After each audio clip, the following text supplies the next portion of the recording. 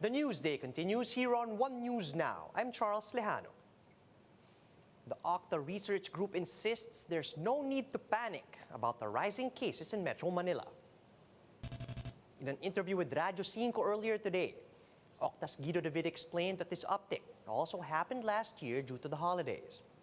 David also said that COVID vaccinations help to prevent people from having severe COVID-19 symptoms and not from getting infected with the virus.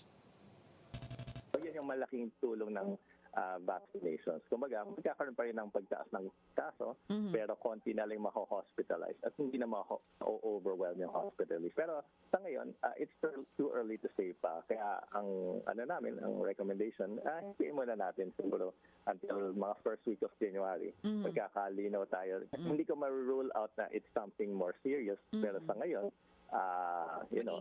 ang likely explanation ay holiday uptick na. David confirmed that the rising cases in Metro Manila is caused by more infections in the city of Manila. And he also said that the uptick happened around December 18 to December 20. I mean, to be fair, nakikita natin na exactly malaki tayong nakikitang pagtaas sa city of Manila. Ang dami nga nagsasabi sa atin sa Twitter na yan sa Divisoria. Yes, oo. That would be a possible explanation kung bakit may holiday uptick kasi hindi natin nakita sa ibang bahagi ng Metro Manila. A presidential ship-turned floating hospital is now rendering medical assistance to the residents of typhoon-hit Siargao. BRP Ang Pangulo has been repurposed as a floating hospital. Here, the Navy and Eastern Mindanao Command composite team are attending to the residents and fishermen from the area who are in need of medical assistance. And aside from medical attention, Siargao residents are appealing for more help in the form of cash and in-kind donations. Many residents welcomed Christmas in the dark and with hardly anything to feast on for Noche Buena. Kaya nga naglugaw na lang kami para may makain kami. Wala kaming magawa. Yung bigay lang ng gobyerno, 5 kilo lang. Aanin man din namin yung 5 kilo. Ilang days pang aabutin namin. Mahirap talaga, walang pambili kahit bigas wala. Kung walang sa barangay, hindi kami makakain. At saka wala kaming pangbili ng ulam. In his Christmas Day address, Pope Francis prayed for an end to the coronavirus pandemic. Only a few people flocked to our rain-soaked St. Peter's Basilica to hear the annual address as COVID-19 cases rise in Italy. The Pope urged countries to make healthcare accessible for all and for dialogue to prevail in resolving the world's conflicts. He also prayed for people most affected by the virus, including women and children who have suffered increased abuse during lockdowns. The Pope also highlighted the plight of Christians in Myanmar and urged faithful to remember Bethlehem, which he said was suffering because of the economic effects of the pandemic. A number of families chose to celebrate their Christmas al fresco, as many headed to parks on Christmas Day, as restrictions this holiday season remain at their most relaxed since the start of the pandemic. JC Cosico has the story. It's a day out for most Filipino families this Christmas. The Padilla family for one attended Christmas Day masses at the St. Pancratius Chapel in Paco Park, Manila. Before sa family, magtipon-tipon, talagang magsisimba muna. Some parents like Nes Custodio tagged their children along. So naghanap kami ng simbahan na medyo konti ang tao. So we decided dito sa Paco Park at saka al fresco para kumbaga safe eh. Over at the Rizal Park, long lines welcomed guests at the entrance. Inside Luneta, kids were seen playing. Many also took photos with a giant Christmas tree and the Rizal Monument. 66-year-old Udenya Sumagaysay from Imus, Cavite, meanwhile enjoyed watching the fountain. Maganda. Nakaka-relax. Dito ang gusto namin kasi bihira lang kami makarating dito. Many families brought meals and had picnic at Pork. There were also those who came all the way from the province, just like the Noliedo family from Infanta, Quezon. First time lang namin kami nagpunta rito eh. Okay. First time lang kami. Tapos nagkakuha nilang pamilya na dito mag-Christmas. For vendors, this is the opportunity to be able to bounce back from their losses during lockdowns. Siyempre, nakabalik tayo, at least kumikita tayo, hindi gaya ng dati na parang nag-iisip ka kung anong papakain mo sa pamilya mo. Only 3,000 visitors are allowed to enter the Rizal Park at a time for physical distancing. Those aged 18 and below must be accompanied by their parent or guardian. People are allowed to visit regardless of vaccination status from 5 a.m. to 10 p.m. For News 5, JC Cosico, we are One News. Thinking of spending New Year's at the Enchanted Kingdom in Laguna? Laila Pangilinan tells us what to expect in this report. 'Tis the season to be jolly, and what could be more fun than bringing the family together at theme parks, such as the Enchanted Kingdom in Laguna. Before one can enjoy the rides, the waiting game begins at the long lines going to the parking lot. One family that had long yearned for the magic of theme parks didn't mind. The Tanggins traveled 12 hours from Bicol. It's time for enjoyment. Kaya kahit napepending po yung pagpasok namin, kailangan namin tiisin para mag-enjoy.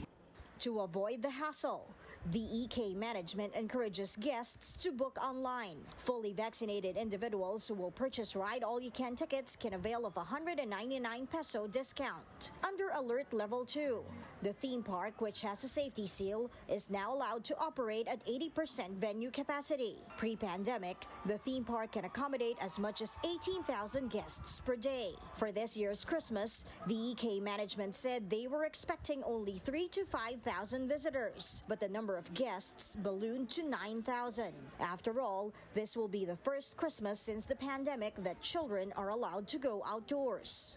Hindi din namin ine-expect kasi syempre with the pandemic and everyone is still, parang nagdadalawang isip to go out of their way. But however, as you can see, with all those happy faces right now, to avoid the crowd in the park's food court, this family who came all the way from Nueva Ecija opted for a picnic at the parking area. Inagahan namin kasi in-anticipate na namin na maraming pupunta. Food stalls were also facing what they called good problems as their supplies kept selling out. The influx of visitors meant they will be required to report for work regularly. Okay po kasi diretso na po yung pasok namin, magkakatrabaho na po ulit. Visitors were also treated to a fireworks display. Teary-eyed kami nung nakita namin yung fireworks. It's really something na parang it was a sign of moving forward, of hope for everyone. Another fireworks display is scheduled on January 1 and 2. For News 5, Laila Pangilinan, we are One News.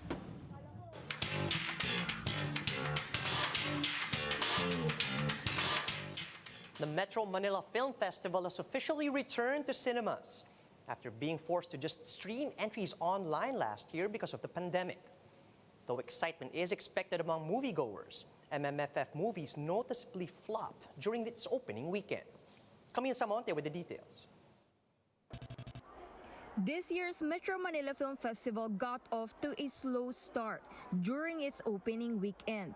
In this mall in Makati City, only a few people purchased tickets to watch this year's entries, a far cry from past years where many are seen lining up in theaters. It's a tradition for Nanay Faye and her grandchild to watch the MMFF during the holidays. But according to her, this year's selection lacks movies for kids. After niya magmamasko, nagyayaya talaga siya. Yung mga pambatang movie, parang hindi sa kanya suit sa kanya yung mga palabas. So hindi na po kayo Hindi.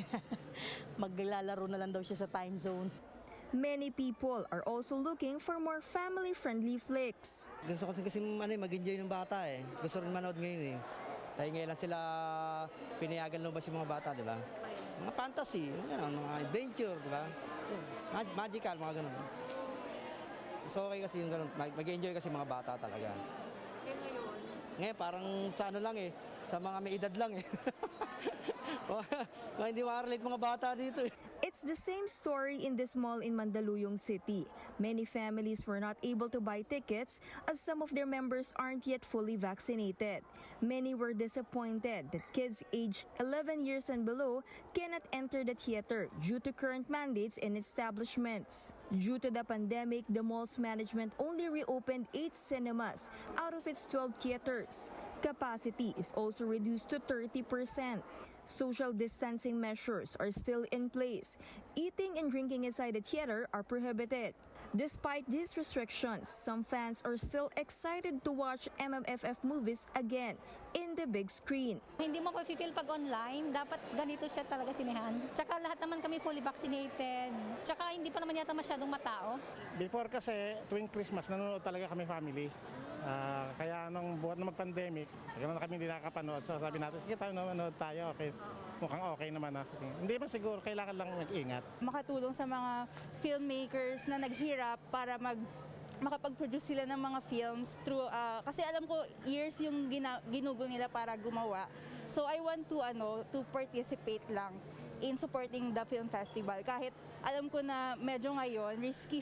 As of now, MMFF organizers have yet to comment on the low turnout of moviegoers.